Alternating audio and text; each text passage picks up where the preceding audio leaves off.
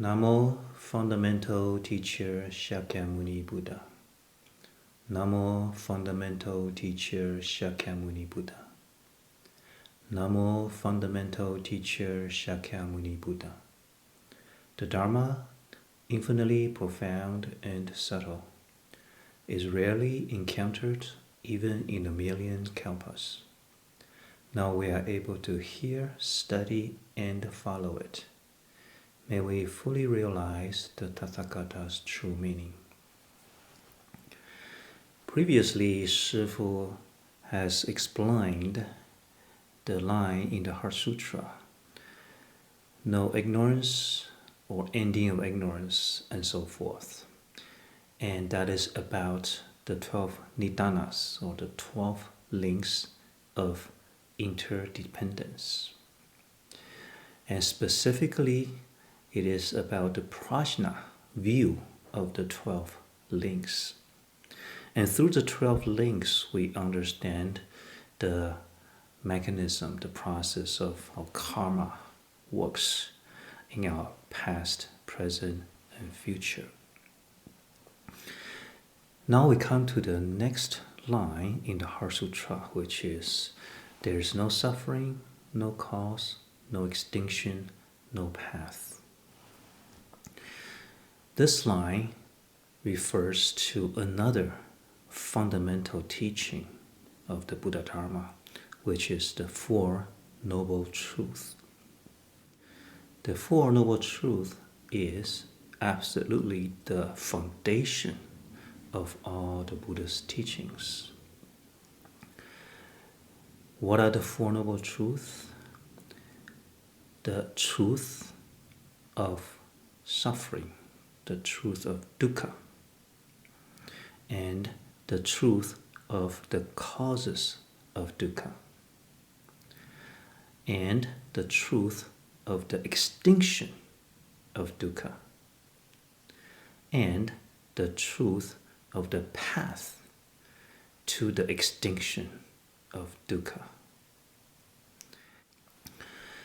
So about the name, the Four Noble Truths, some Buddhists have voiced the opinion that a better translation may be the Four Holy Truths, or the Four Truths of the Aryas. The Aryas are the saints, meaning arhats, advanced bodhisattvas, and Buddhas, who have all completely extinguished dukkha. So we see that the Four Noble Truths is all centered around the understanding and the removal of dukkha in our life. So let us look at briefly what the basic teaching of the Four Noble Truths are. First, the truth of dukkha. Dukkha, as we know, refers to a state of unsatisfactoriness.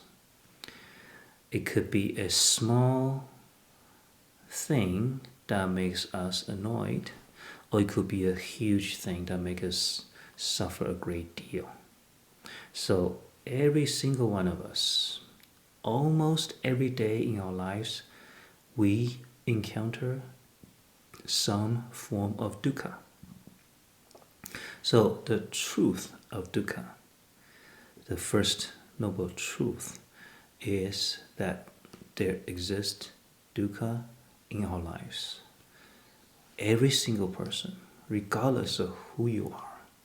You may be a man, you may be a woman, you may be rich, you may be poor, you may be powerful, you may be, being controlled by somebody. You may have a very high status in the society or very low status, or whatever. You may be healthy, you may be sick. We all face dukkha of some form, almost every day, all throughout our lives. So the truth of dukkha is that this is a reality. Well, this is a experience we ordinary people must go through. And so the Buddha's teaching is centered around understanding this dukkha. Even though it's something we all experience, it is not actually necessary. That is, if we are fully enlightened, if we create the right kind of karma, then we don't have to suffer.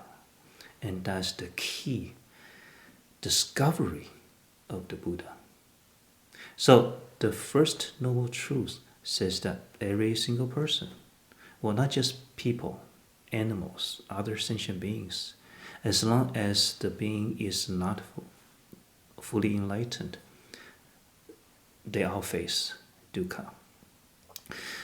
And however, there's a way to end dukkha, and that's what the next three noble truths is about. But first, let us take a closer look at the types of dukkha that we face. So these 8 types of dukkha every human being faces. They are birth, aging, illness, and death. Also, wanting things you cannot have, being separated from the ones you love, being with people you don't like to be with, and finally, the imbalance of body and mind, or more precisely, the imbalance between the 5 skandhas: form, feeling, conception, volition, and consciousness, which we have studied before. Okay, so let us look at birth. Now, isn't being born a great joy? Well, not necessarily. When a child is born, the mother often suffers a great deal. In the ancient times, even the risk of death. Now, in modern days, medicine has advanced, so there are various ways we can make the birth process safer and less painful, but still, dukkha is definitely involved. What most people do not realize, though, is that the dukkha also occurs on the side of the baby. As the baby leaves the warm and cozy environment in the womb and gets pushed out of the mother's body, it has to go through a narrow passage, being squeezed through, and then once it comes out, it encounters the cold air and then harsh surfaces and so on, an environment that the baby is not used to. So that can lead to quite a bit of dukkha as well. Okay? But actually, even inside the womb, the fetus experiences dukkha as well. Even though the mother may do her best to protect the baby, but still, if the mother drinks something very cold or eats something very hot, the baby will experience it. It is like in burning hell or in a freezing room. When that happens, if the mother walks too fast and the movement is a bit big, then the baby will feel like it's an earthquake, and so on. If the mother gets sick, the baby certainly will not feel good. So these are also the part of the dukkha, the suffering of birth. Once when we are born, we immediately facing aging, right? Everybody gets old day by day, not just after you're 30 or 40 or 50, but day after day after day we get older. And as we get older, we get closer to death. And we get sick. Even little child mostly have had experience of being sick, and nobody likes that.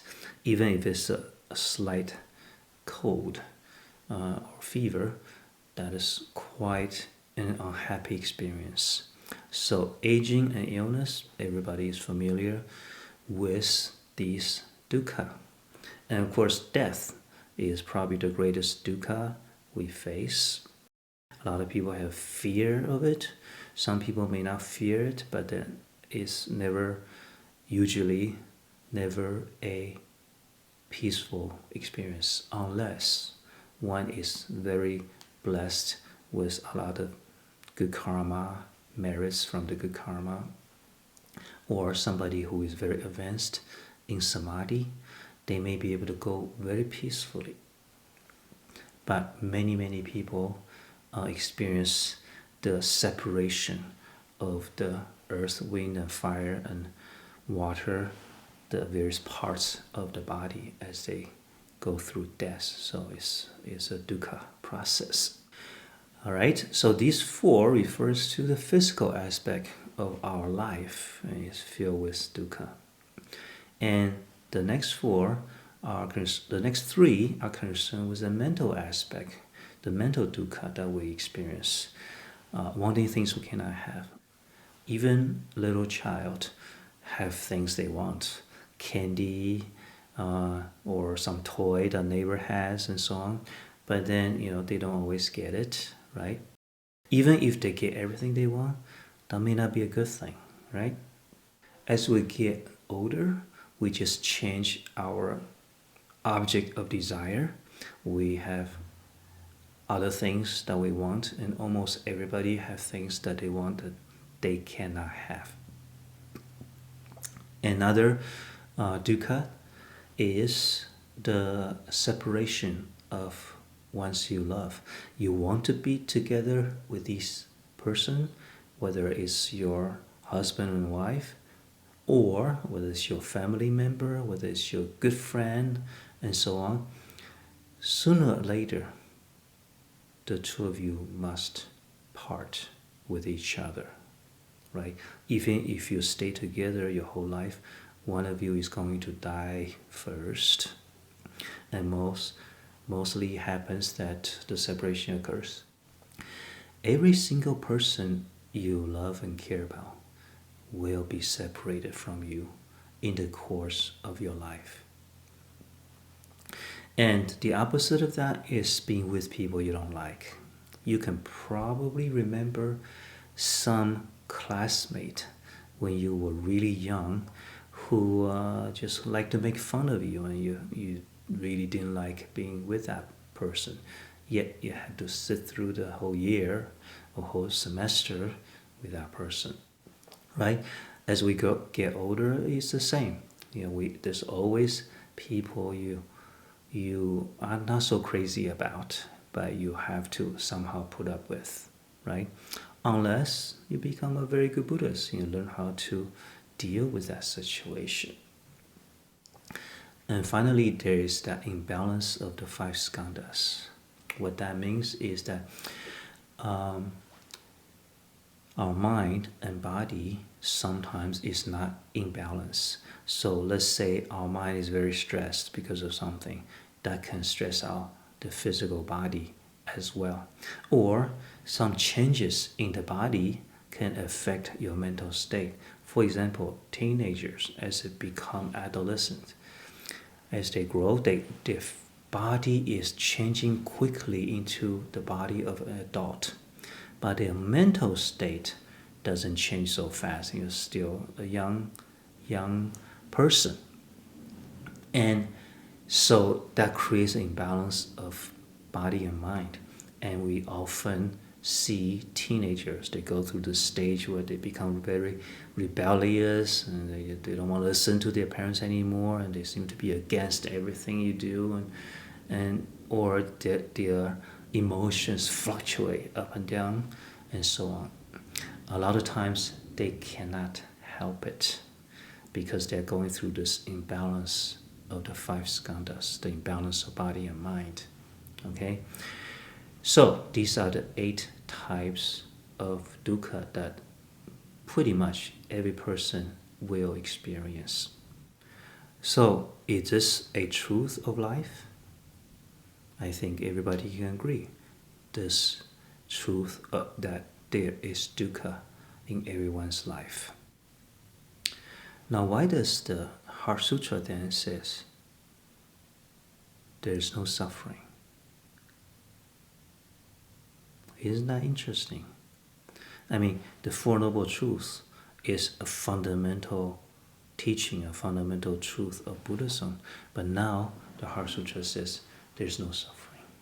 Now, it is not going against, the Buddha is not going against his own teaching. Definitely not. He wants to bring out a different angle so that we can properly understand the nature of dukkha, the nature of the First Noble Truths. For example, the imbalance of body and mind, which probably most teenagers go through. Is that avoidable? To a large degree, yes. If the kid is taught to meditate and learned the importance of a quiet mind, then by the time they become a teenager, they will be much better equipped to deal with the changes in the physical body while maintaining a relatively calmer mental state. Okay? And if the teacher, if the parents teach the kid well, then the kid will be a little more mature compared to other kids of the same age, and will have a right view of how to deal with those changes. Another example is being with people you don't like. So we all encounter that. But the more Dharma that we know, the more tools we have to deal with those situations. In particular, we talked about mindfulness of feeling, right? So when somebody causes these unpleasant feelings to arise in you, you recognize, wait a minute, this doesn't have to be this way. I can remain calm, and I can try to look at it from a different perspective. I can try to have empathy and understand where that person is coming from. I can look at his nasty words as not as an insult but as a gift.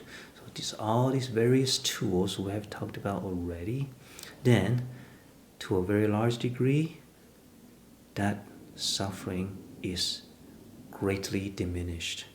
And if you become expert at this Buddhist practice, then there will be one day when the suffering of being with people you don't like just disappears. It's not a suffering anymore, because every challenging person you face is a person that can help you grow in maturity and wisdom and compassion. So it is in this sense we see that suffering is not real. The dukkha is not real. It only seems real because we are ignorant. We haven't learned the way of the Buddha.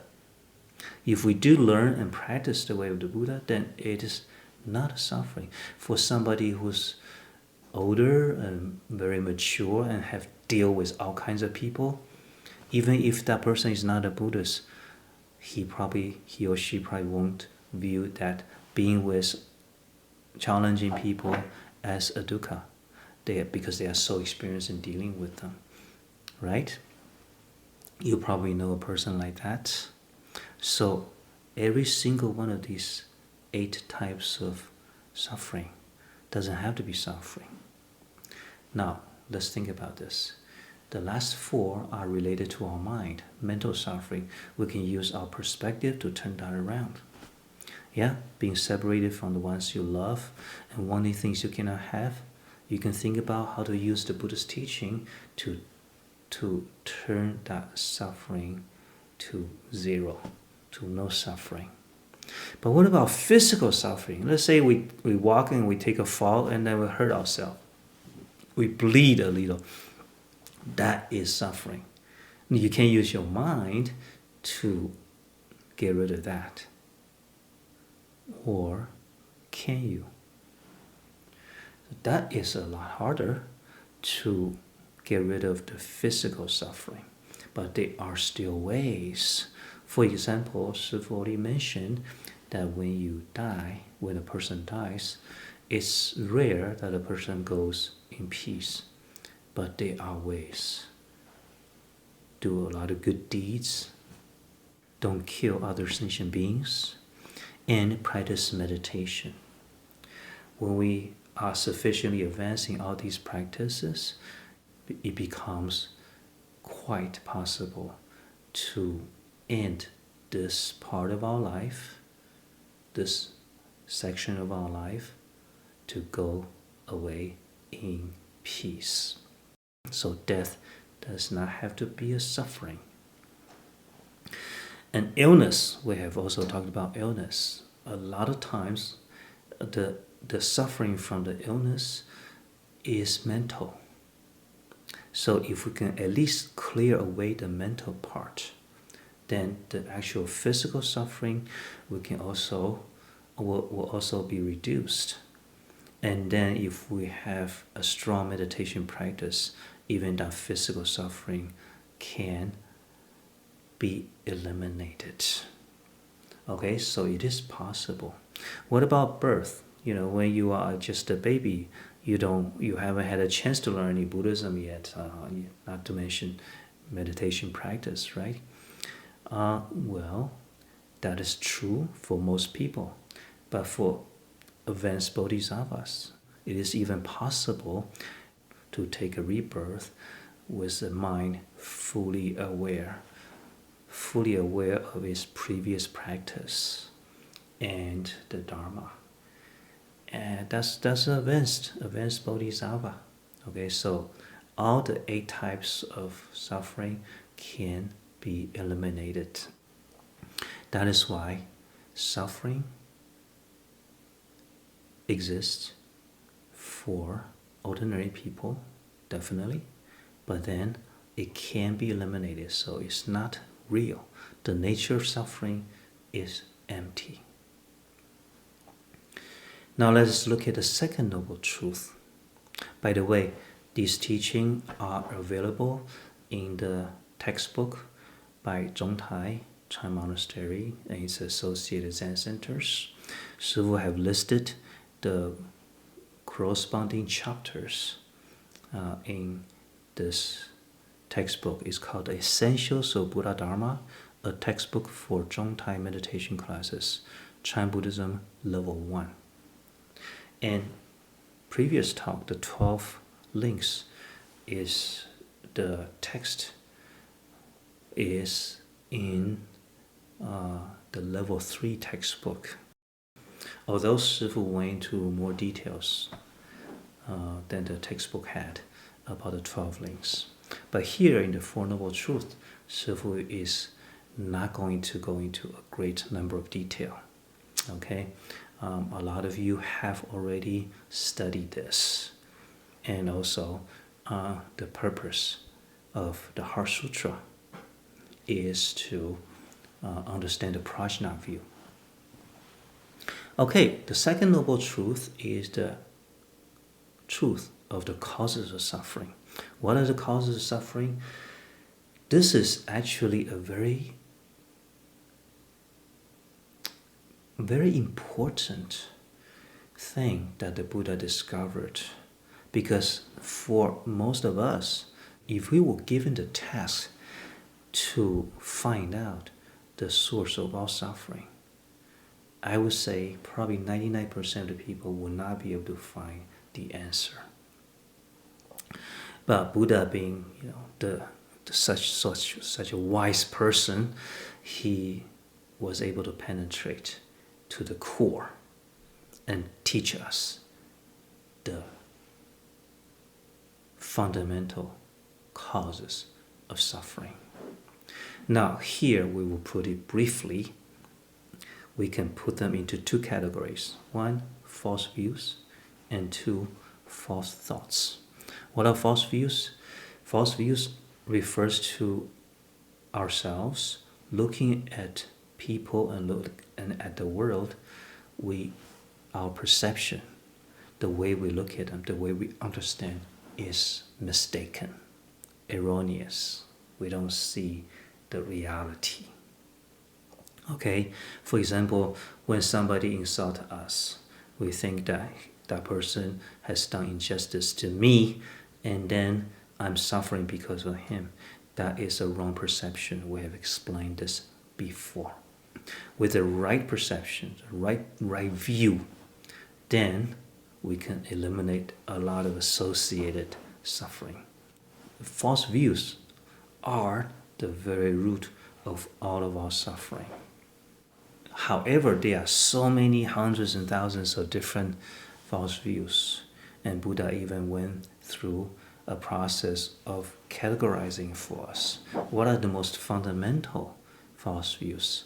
Now we'll talk about three here: false self, dualistic views, and denial of causality.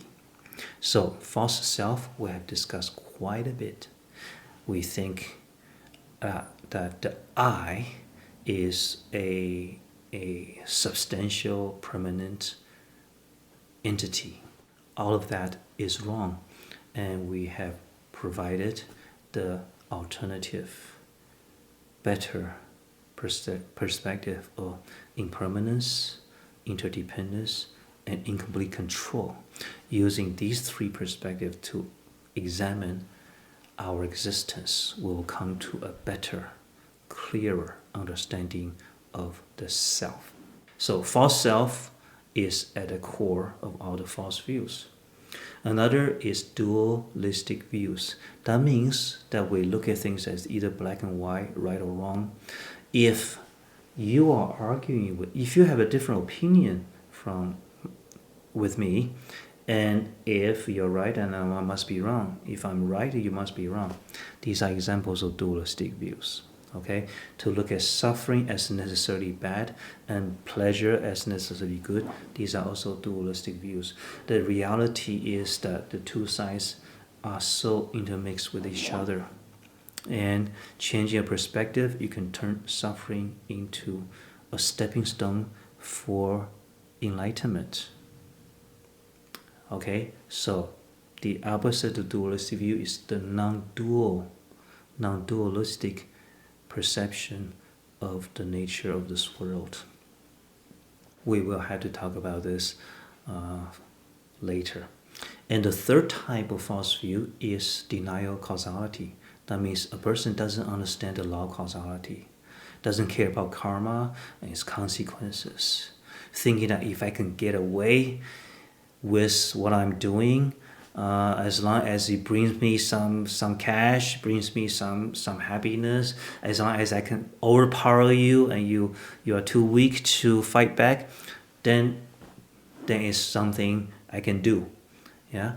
So that is a mistaken view as well.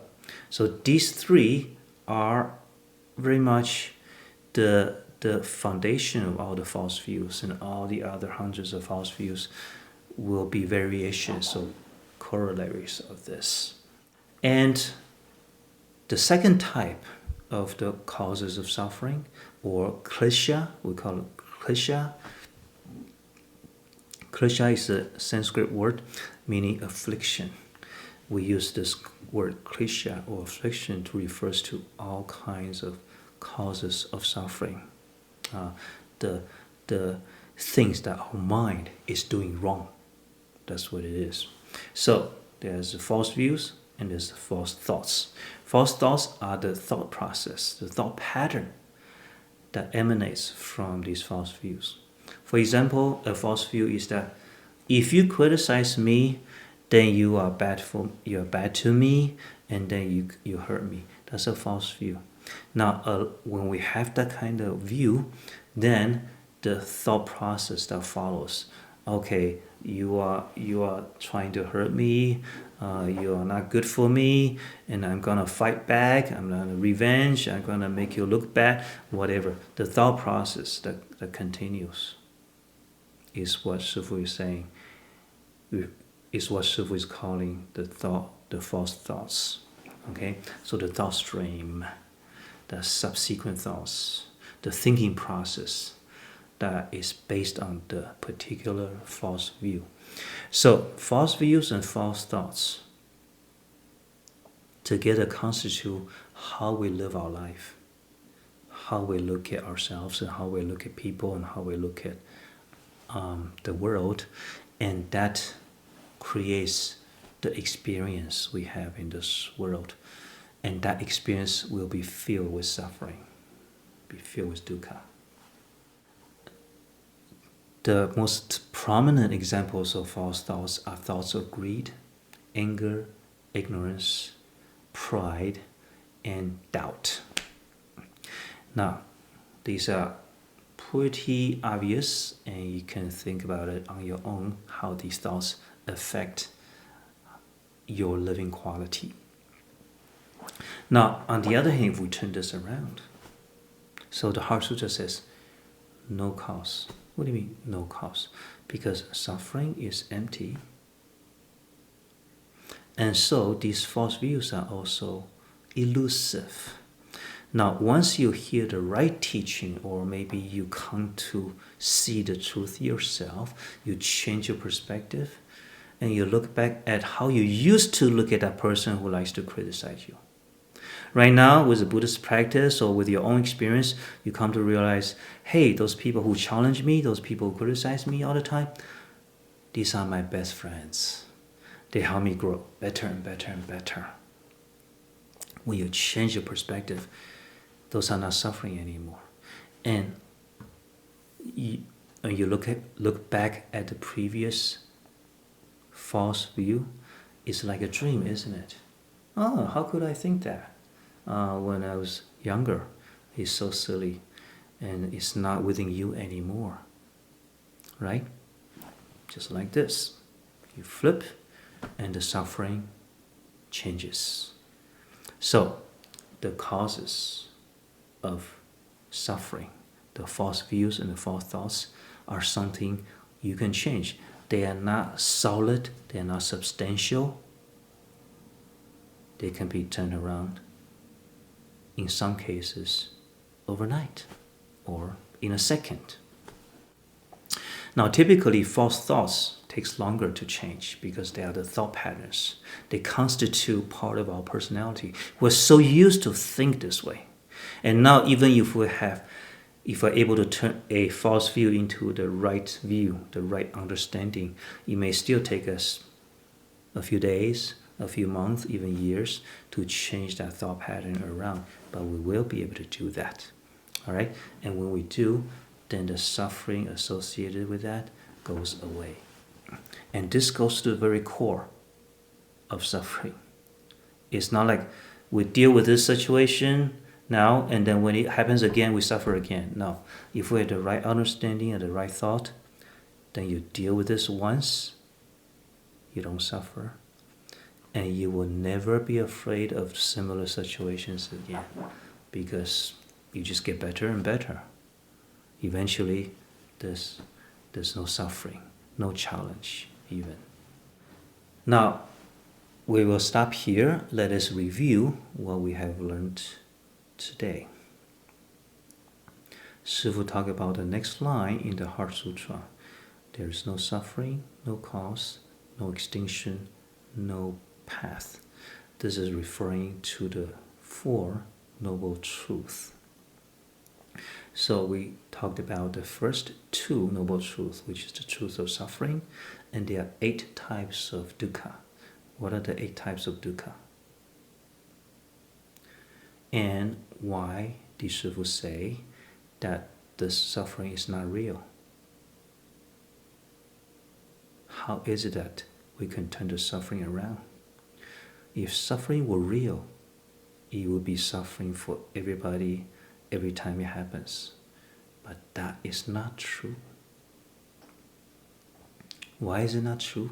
You want to go through this mentally in your mind so that you can see clearly. Okay? And we talked about the causes of suffering. And there are 2 types, false views and false thoughts. What's the relationship between these two.